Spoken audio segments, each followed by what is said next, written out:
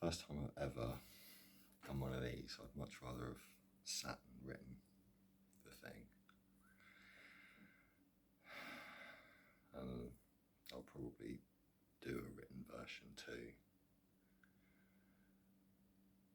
It's been an interesting day.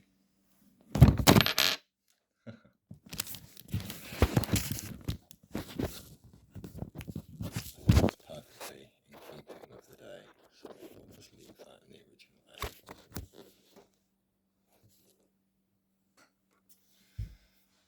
So today I got off the train to go into Plymouth, and I get caught in the turnstile. There's a load of, it's a weird morning, right? I'm going through the train station, there's a wheelie bin, a couple of policemen, and on the wheelie bin there's a sign that says, if you've got any drugs, deposit them in this wheelie bin before you go through the main thing. I think I thought it was a weapons one, actually. I was kind of encouraged when I saw the thing. Initially I thought, that's interesting, what's that? That's why I originally had a look. I thought, if that's a weapons amnesty, that's a good thing. Or like drop in, whatever it is, they call it. And yeah, I looked at it and it was like, yeah, if you got any drugs, chuck them in here. I was like, I don't have any drugs. Do you know what? Fucking, I'm pretty stressed out. I wouldn't mind a fucking joint with my coffee, actually. But, I'm trying to do this thing sober-ish. And, yeah, so anyway, this turnstile slammed shut on me. I tried to hustle through. And there's this bloody idiot woman, this blonde woman, GWR on her jacket, feeling terribly important because the place is swarming with police and police dogs, and it's obviously an exercise that they're doing for that day. And I got pissed off with her.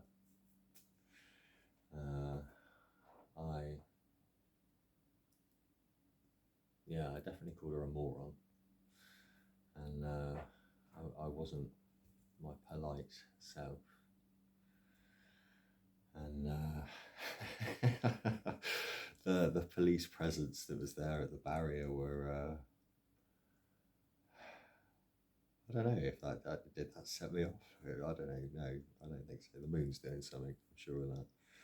So get down to work, and I'm dealing with this and that, and there's this mad ongoing political situation where we've got a few people in particular positions of peer authority, and it is farcical. It is absolutely farcical. I mean, there's a lot of written material about that. Anyway, so yeah, the day progresses, and I go out for a cigarette as ranting at poor Tim, and so we decided off break. I'm going out for a cigarette, and one of the guys down in the cafe says, "Oh, Luke Pollard's over there," and I don't think there was a thought. I remember saying, "Well, I want to fucking talk to Luke Pollard," and the next thing, I was marching across the road. The guy's still outside of the Palace Theatre with some people, and I directly questioned, let me see, yeah, I questioned his efficaciousness and wondered about the correlation of ineptitude to scale of salary that seems to be remarkable and rife in this country throughout. And I've mentioned this in writing several times. If we've any hope of building back better, perhaps we shouldn't be under the management of the people that drove us to this bizarre state of national and international affairs. But everybody seems to be stuck with the mantra, keep calm, carry on, and terribly sorry, I'll try and do better. How the hell these people aren't in prison? Why aren't these people in prison? Am I the only people trying to prosecute these fucking people, or what? Like, seriously, are you all just watching Strictly Come Dancing? What the fuck? It stresses me out. It really does. Like, I consider myself a temperamental burnout. I do. I am a haggard version of my former self. 10 years of political war it has been against some, wow, just incredible, petty bureaucrats. And I'm really pleased that in like contemporary dialogue right now, there are other people in the mainstream that are using these kinds of terminologies, because for a while, it's felt a little bit lonely on my hill that I seem to have decided to die on, or be willing to die on, or whatever it is I'm doing. So yeah,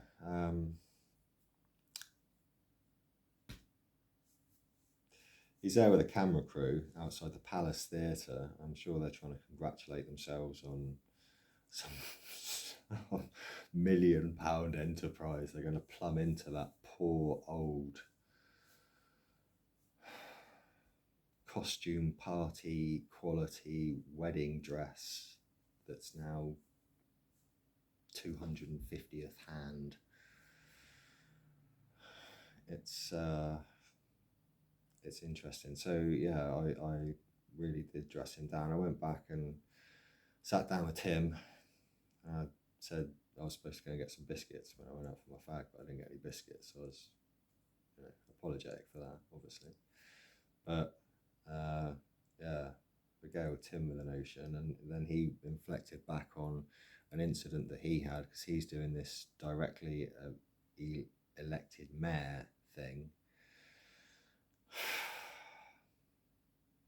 And everywhere he goes, doors keep shutting in his face. And I keep telling him, don't ask for favours from people that have already blacklisted you, i.e. everybody, like all of these, like who on earth these people are, quite frankly. But they're clinging to their desks and their clipboards and their mortgages like panic-stricken children in a vessel sinking situation. It's just balmy, isn't it? Like,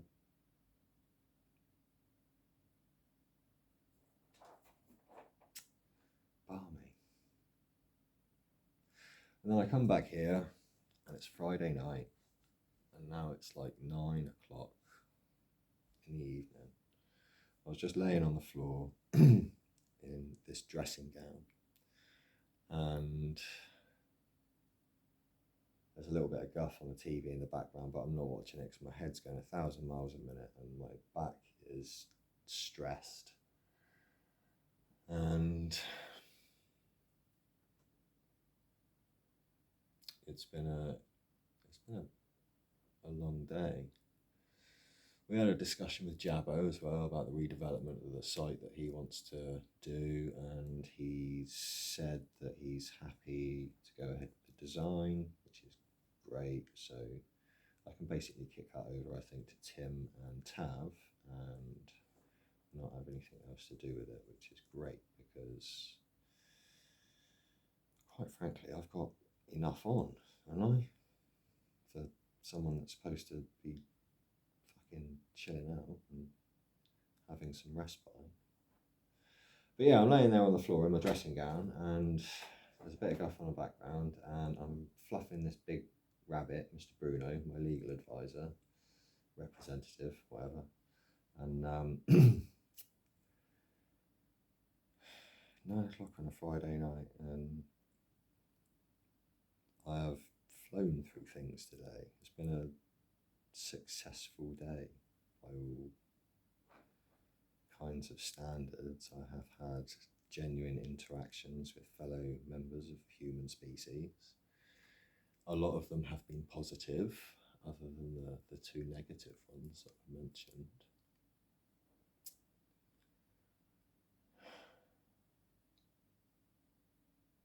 But I don't, it stresses me out every single morning. If I've got to go, fucking hell, if I've got to go to Plymouth or Amsterdam or anywhere, I'd much rather not. I'd much rather just get on with a bit of painting, go for a walk in the woods, exchange a brief verbal exchange with the odd human being every now and again.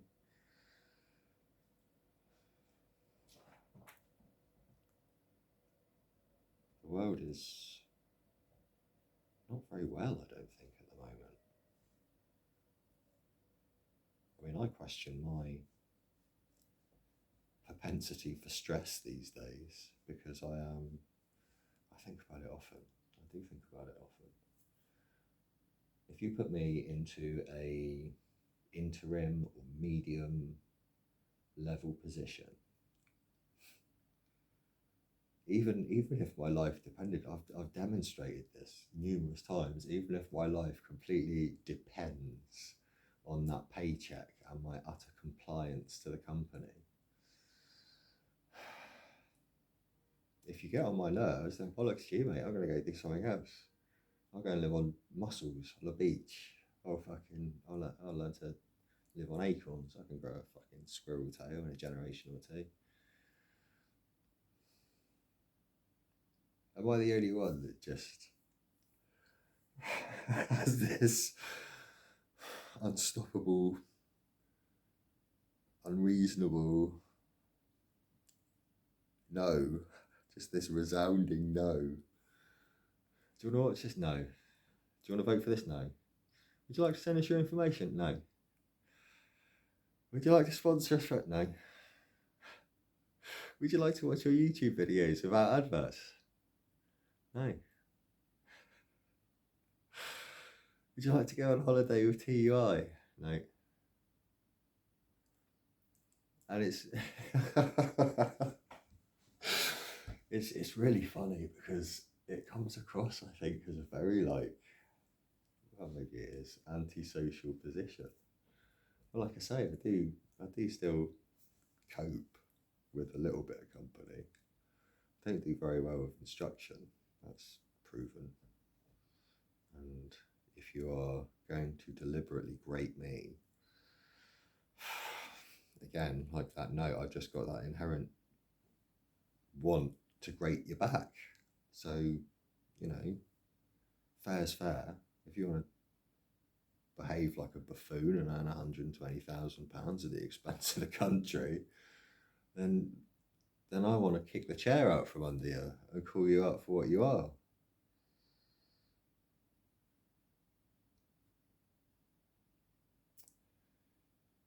And then on the train ride home, I will mention this as a little thing. I'm going to turn this off in a minute because this is going on.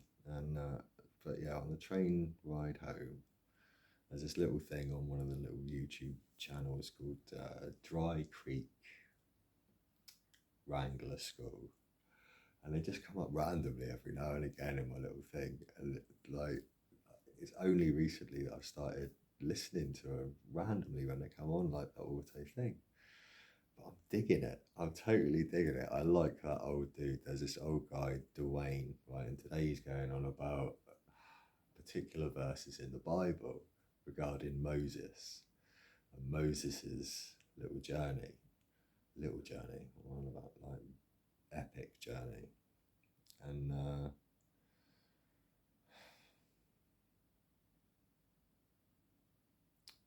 I'm thinking about, on the basis of that, and I have been a lot, about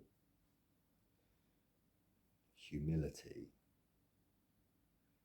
and my capacity, or my lack of capacity, to override that impulse.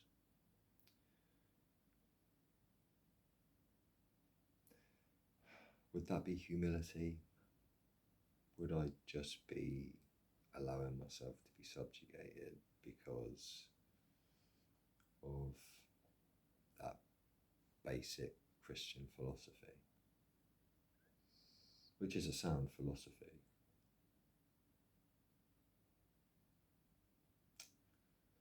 I've got a headache, and so yeah, I'm going to turn this off, get back down on the floor, fluff that rabbit like a middle-aged woman. That, I think, was one of the original chuckling points of this video, yeah. Laying here on a Friday night after going through a fucking heinous day. I'm not out being raucous. I'm not on my boat. I'm laying here like a middle-aged woman.